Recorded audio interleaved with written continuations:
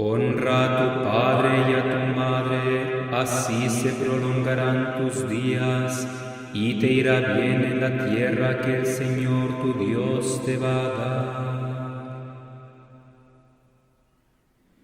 Cristo, Hijo de Dios vivo, ten piedad de nosotros.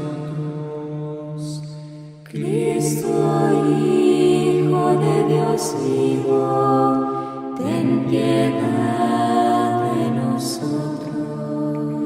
Tú que fuiste obediente a María y a José, ten piedad de nosotros. Gloria al Padre y al Hijo y al Espíritu Santo. Cristo, Hijo de Dios vivo, ten piedad de nosotros.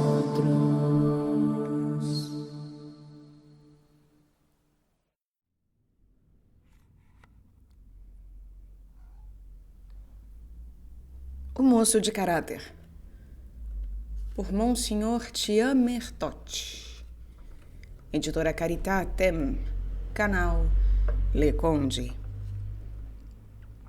Caros ouvintes, caso gostem do que aqui será lido, por favor, adquiram um livro. E caso gostem do meu trabalho, possam, devam e queiram auxiliá-lo. Os links estão todos no descritivo, seja para a compra de livros, ou para centavos, ou ainda para tornar-se membro.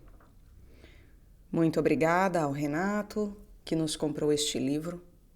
Obrigada mais uma vez, querido.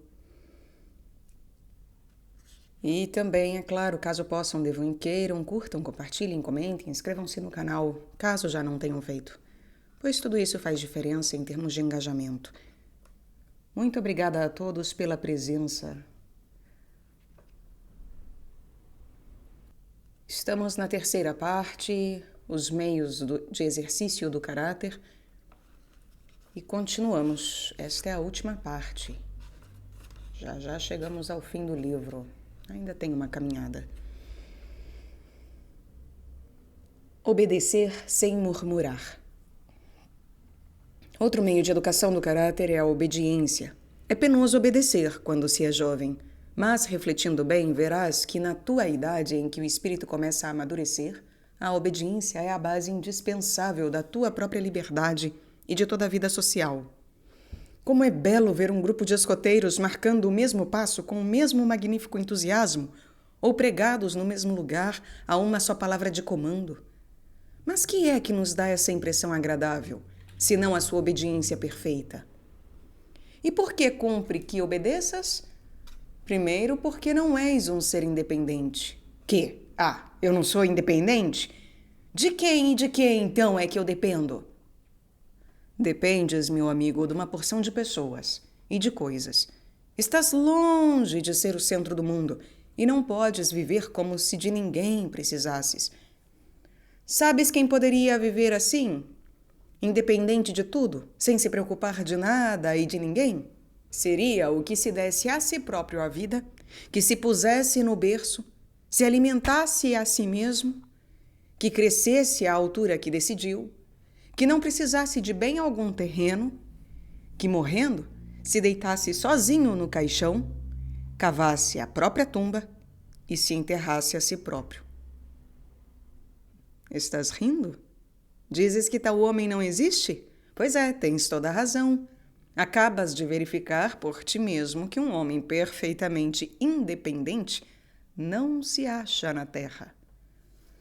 Depois, cumpre obedecer, porque a obediência é o que nos torna perfeitamente livres. Mas não é antes a desobediência? Contestas.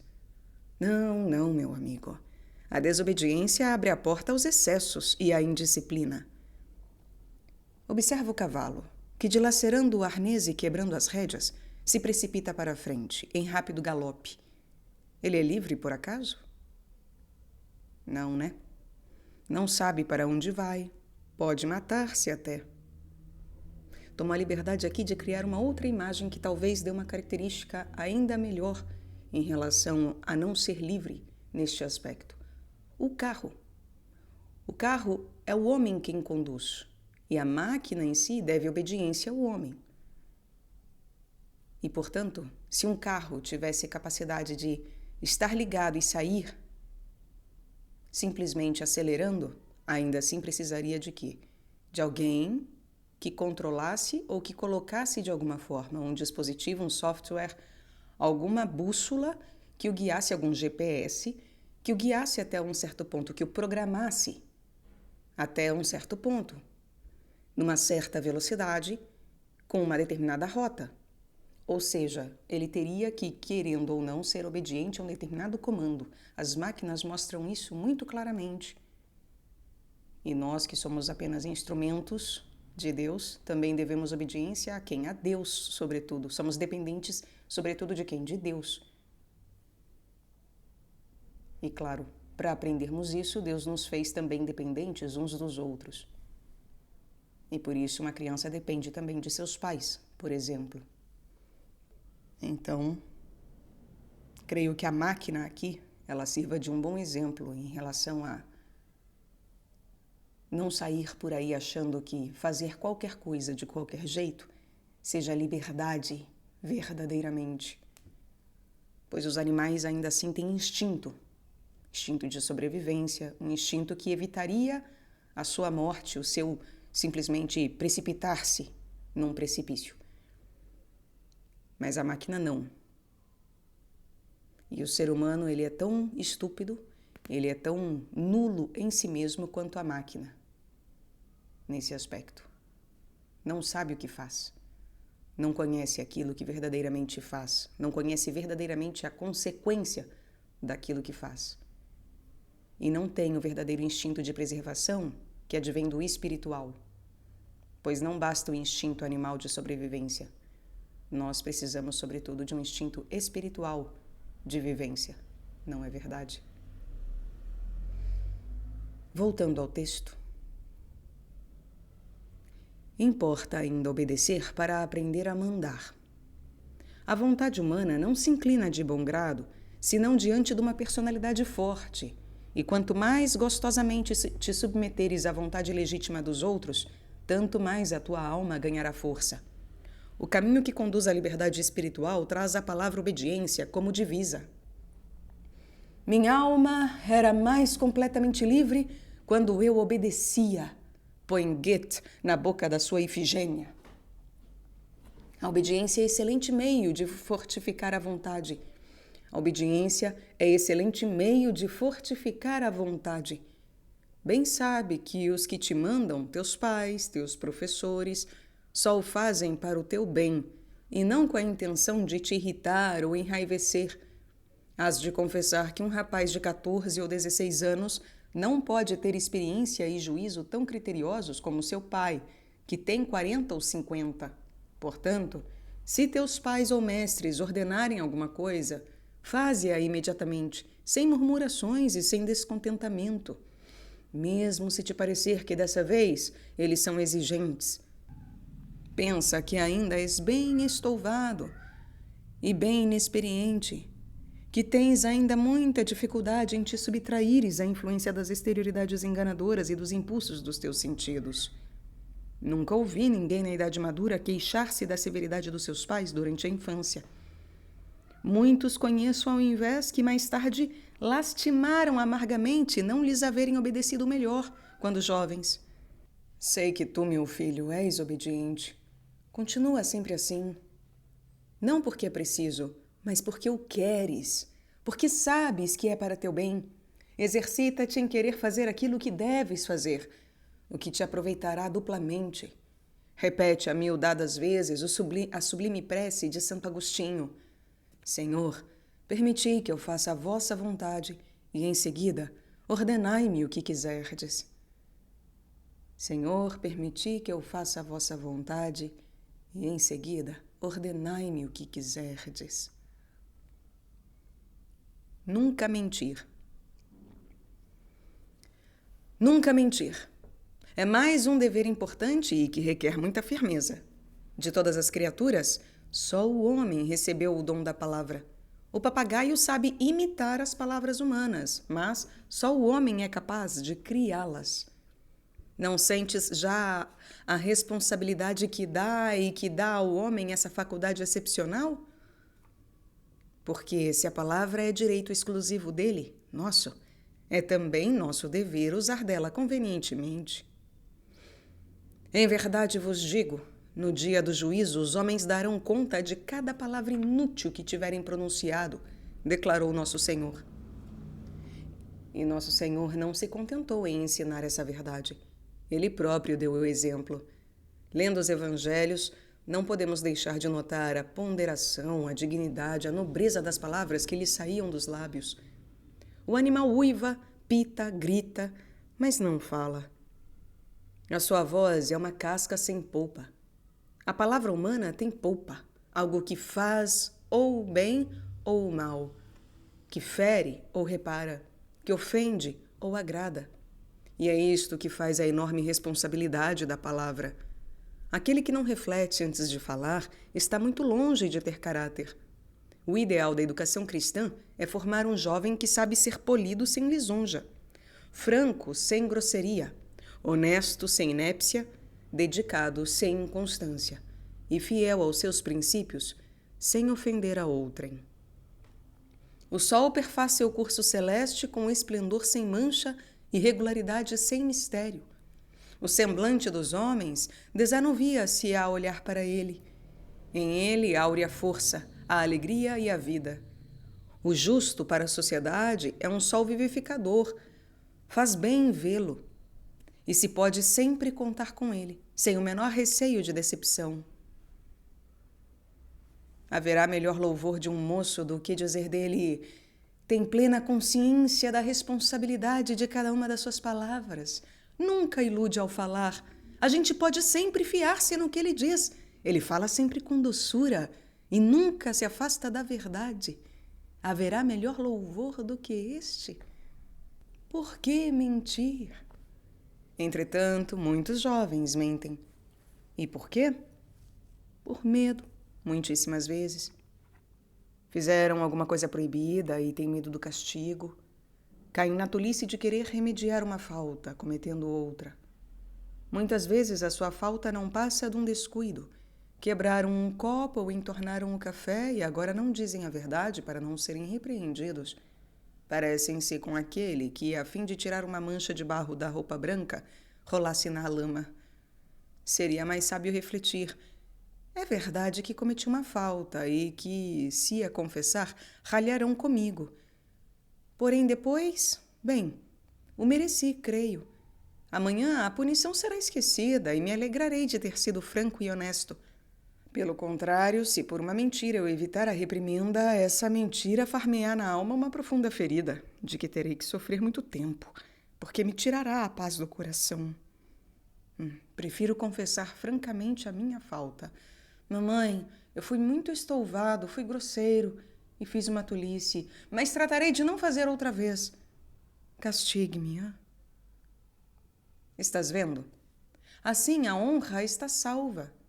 E estou mesmo persuadido que, após tal confissão, não haverá castigo. Mas, e se houvesse? Haverias então de dizer: prefiro sofrer por causa da justiça a fazer que a justiça sofra por minha culpa. Outros mentem por covardia. Uns moços falam entre si de religião, de princípios morais, de ideal, e alguns começam a zombar. Seria o momento de se pôr abertamente ao lado de Deus e da Igreja, mas não se ousa, de medo dos olhares irônicos. Então prefere-se mentir. É covardia. Há uns que o fazem por inveja.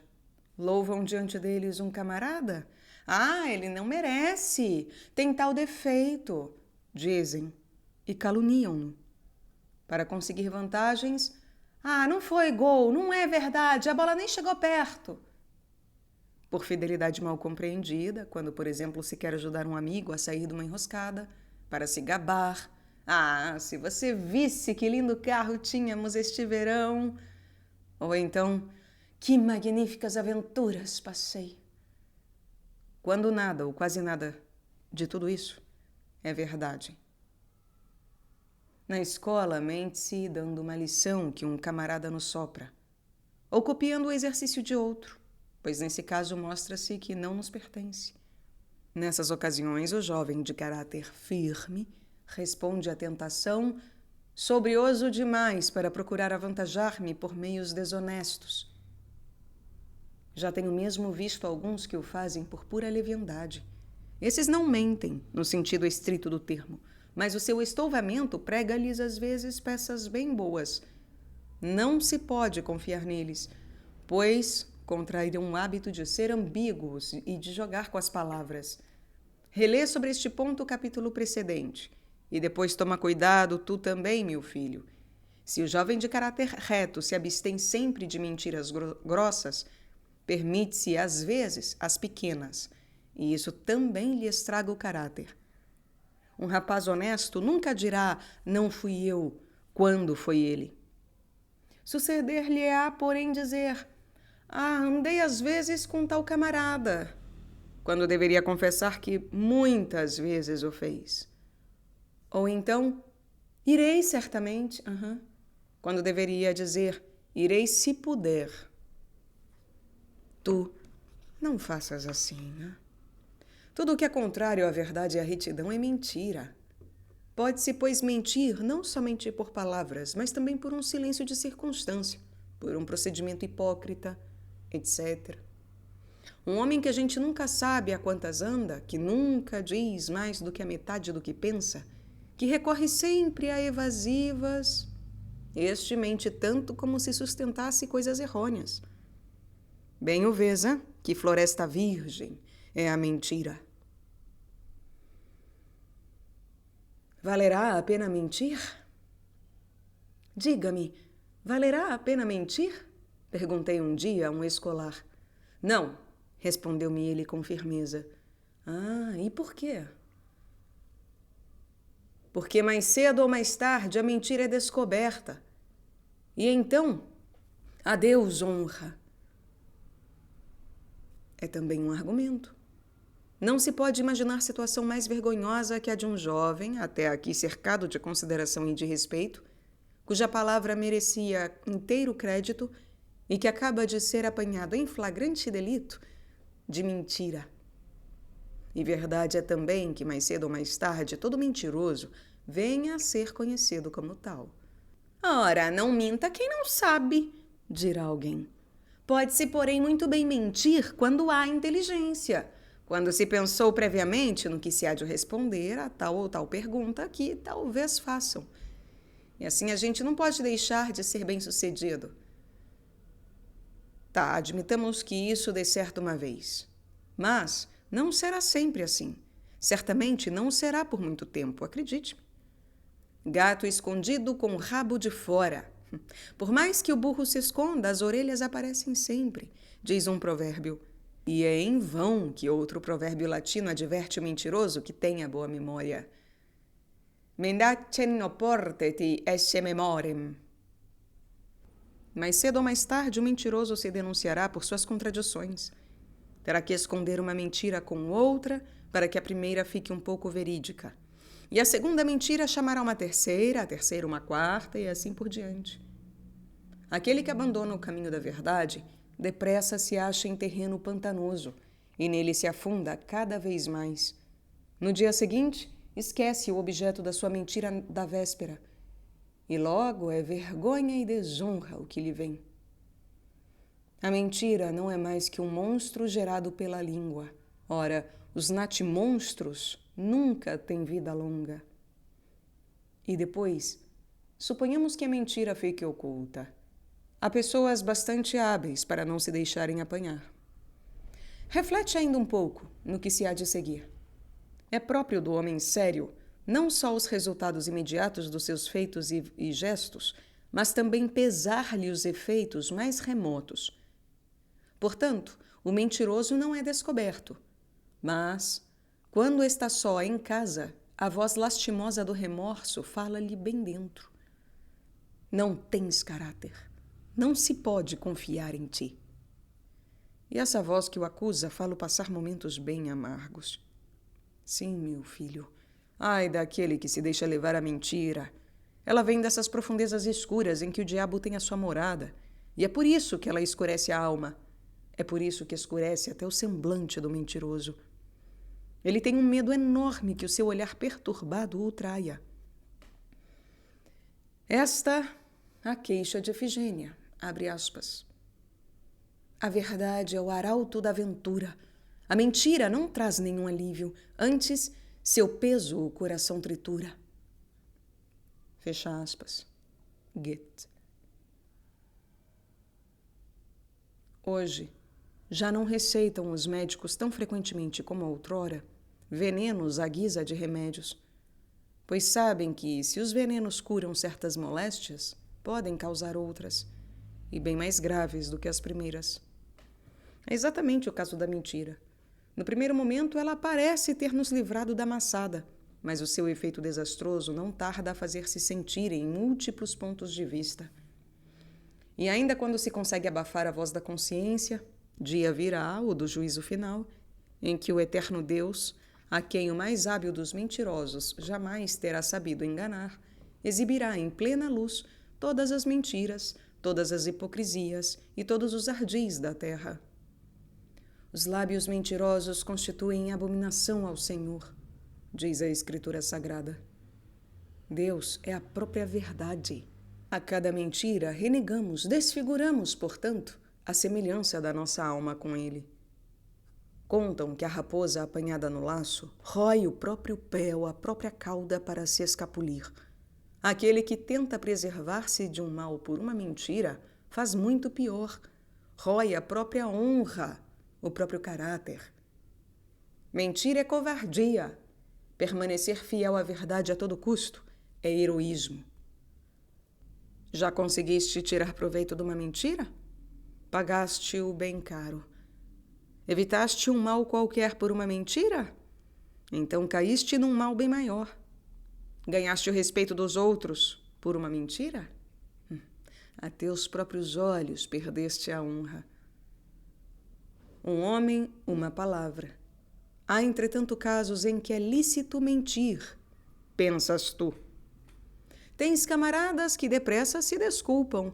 Menti por gracejo. Isso não pode ser pecado. Isso não faz mal a ninguém. Nesse caso, a mentira não é um pecado muito grande, é verdade, mas é sempre uma falta. Se não fez mal a ninguém, fê-lo ao mentiroso. A mentira é sempre uma trapaça. O grande mal dessas mentiras inocentes é levar a mentiras mais perversas. Os grandes homens de todos os tempos temiam-nas mais que tudo. Achamos belos exemplos a respeito entre os próprios pagãos. Aprendeste nas aulas que Aristides nunca mentia, nem sequer por gracejo. Aristides adeo fuiti veritatis diligens, utinei ioco quidem mentiretur. Sem dúvida, é preciso ter noção exata da mentira. Mentir é dizer o que é falso no intuito de induzir alguém a erro.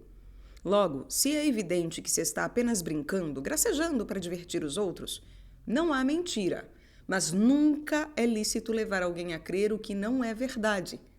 Confesso que a gente pode achar-se às vezes conjuntura penosíssima em tal situação que sejamos obrigados a escolher entre um sério dissabor e a mentira. Mas o princípio nunca mentirei deve ficar intacto, custe o que custar. E, no entanto, se o dissabor que nos ameaça é grave, o que fazer?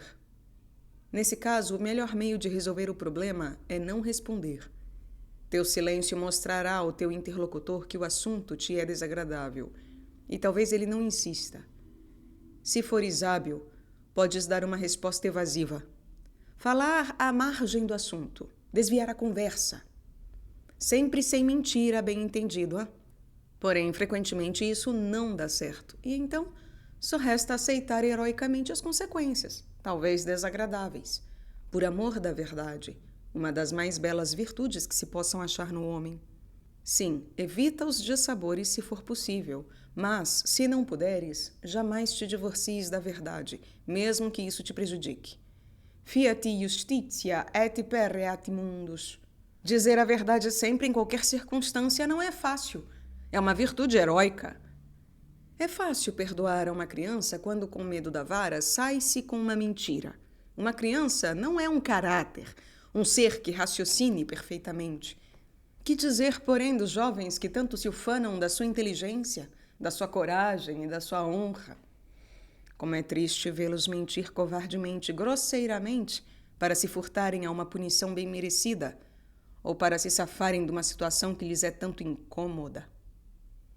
Como se impõe, ao contrário, o jovem que nunca permite a mentira sujar-lhe os lábios e que se mantém sempre do lado da verdade, custe o que custar, pela razão de ser incapaz de mentir. Nenhuma situação pode forçá-lo a faltar à lealdade. Que alegria encontrarmos-nos com ele.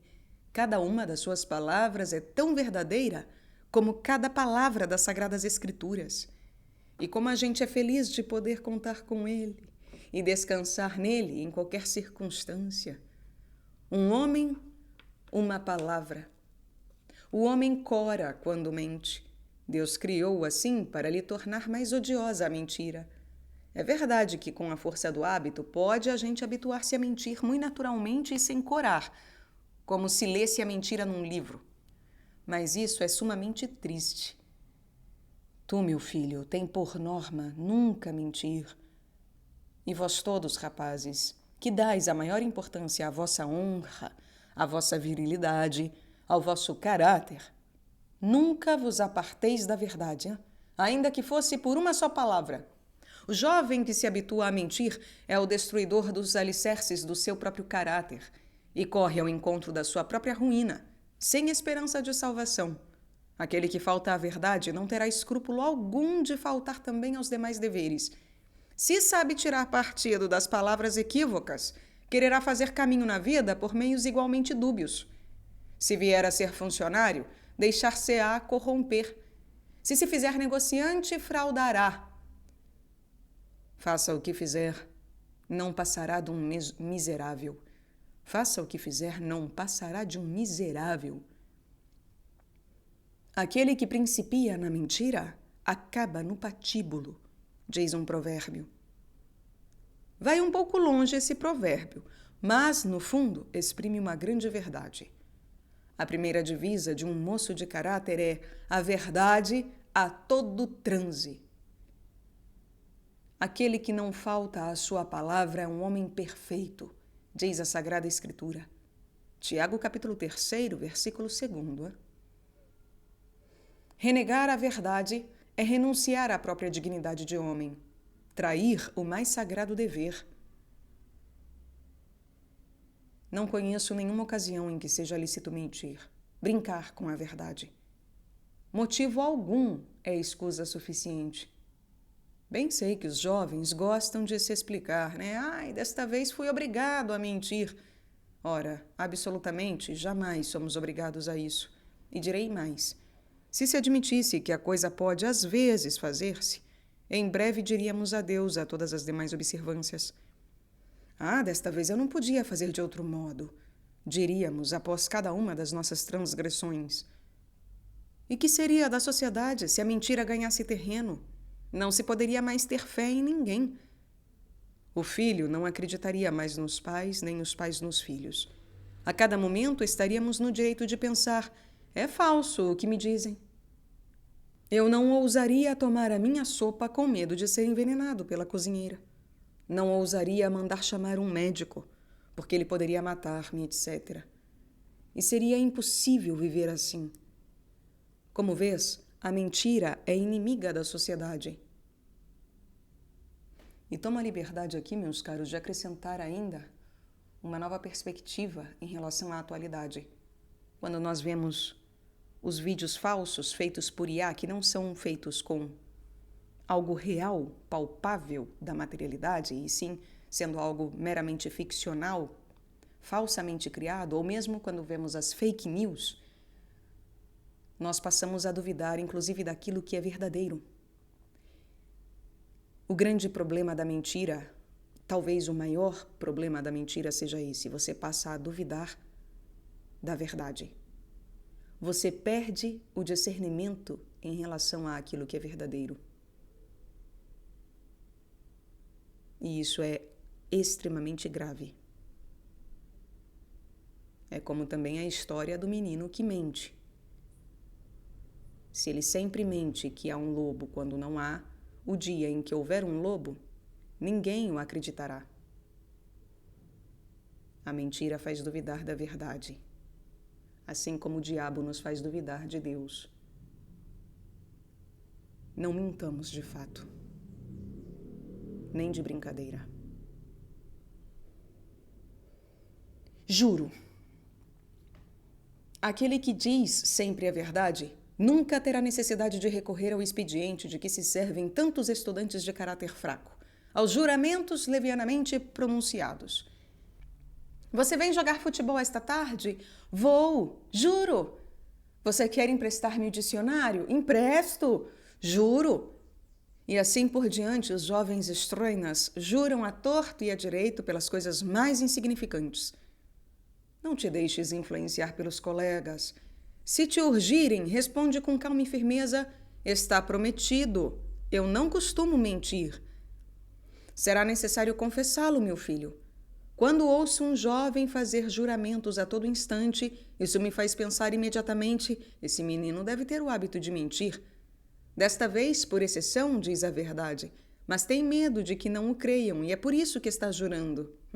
Aquele que não tem o hábito de mentir não precisa tomar a Deus por testemunha em qualquer futilidade. Sê sempre fiel à tua palavra e às tuas promessas. Reflete bem antes de prometer alguma coisa, qualquer coisa. Não dês tua palavra imponderadamente, mas se prometeres alguma coisa, cumpre-a, custe o que custar. Só terás um caráter firme quando as pessoas se puderem fiar de ti em qualquer circunstância. Falsus ore careti honore. Falsus ore careti honore. Aquele que engana os outros desonra a si. Aquele que jura, que ora em falso, carece de honra. Em compensação, quem permanece sempre fiel às suas promessas dá prova de grande domínio de si. Desmoronar-se-ia a sociedade se fosse composta só de homens que brincam com a própria língua. Um homem, uma palavra, diz o antigo e altivo lema. Um homem, uma palavra. E tem razão. Quem se diverte com a própria palavra não é digno do nome de homem. Suceda-te o que quer que seja na vida, consola-te com o nosso rei Francisco I, repetindo com ele: tudo está perdido, exceto a honra. Omnia si perdes, famam servari memento. E eu quisera ainda chamar-te a atenção para um ponto do mais alto interesse. Não é só com os outros que deves ser sincero, é também contigo mesmo. Como isso? Seja o que for que tenhas feito, pergunta à tua consciência se fizeste bem. Mas não te iludas. Se ousasses ser franco contigo mesmo, deverias confessar-te muitíssimas vezes que a tua desculpa daquela manhã, eu não tive tempo de fazer meus exercícios, não era fundada.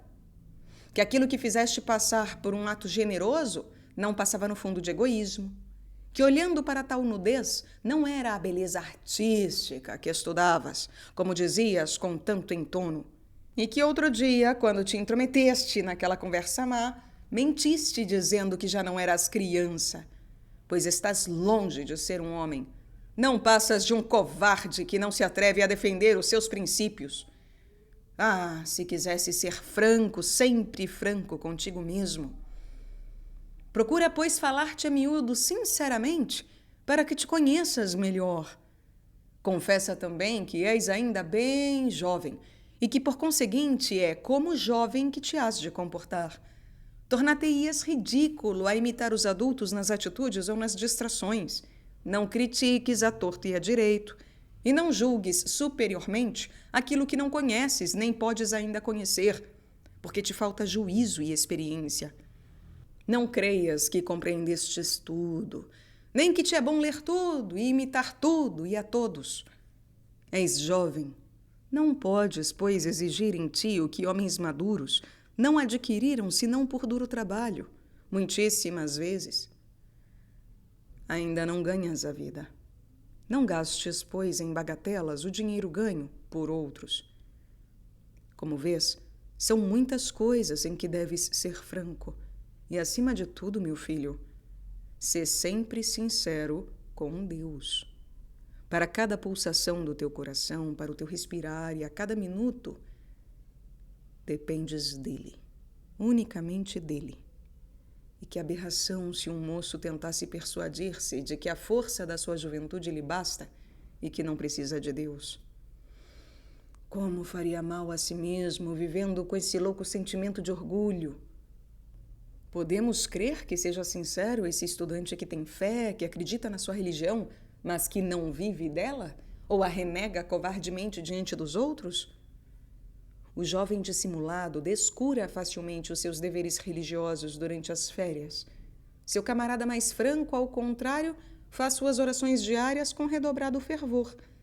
Nunca falta à Santa Missa e frequenta tanto mais alegremente os sacramentos, quanto tem agora mais vagar para fazê-lo.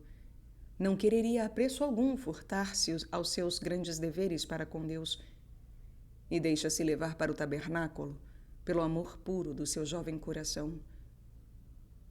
Deus é a verdade eterna. Deus é a verdade eterna. Deus é a verdade eterna. O culto da verdade e da sinceridade é, pois, um culto que lhe devemos. A glória de Deus manifesta-se na palavra daquele que fala a verdade. E aparece igualmente nos atos de quem se pôs a serviço de um sublime ideal, sem ardis nem segundas intenções. Sim, quando as palavras e os atos de um homem são puros e calmos como o fio d'água das montanhas, em sua vida, aberta como um livro, o reino de Deus se estabelece.